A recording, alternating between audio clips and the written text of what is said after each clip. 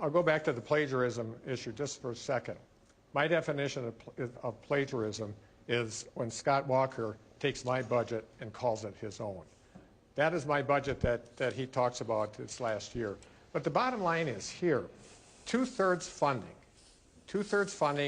and we haven't got there in 8 years. I'm not sure why it's an election year thing, but it is an election year thing. You've had 8 years to do this, Scott Walker, and it hasn't happened yet.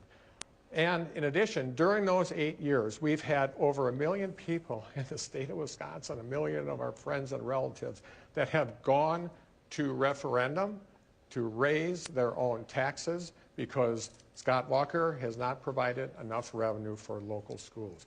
It's pretty simple. The people of Wisconsin have spoken.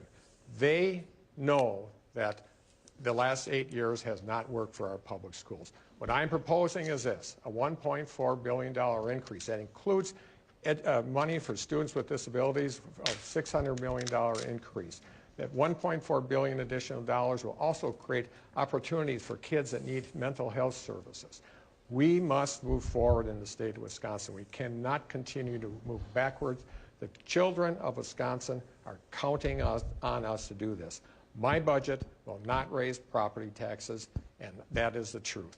Whether it's poor public policy about transportation, that has resulted in wheel taxes at the local level, user fees at the local level. That's a Scott Walker tax. In the education world, that's part of my world.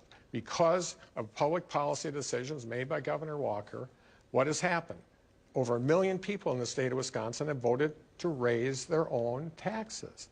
That is a Scott Walker tax. Those are tax increases.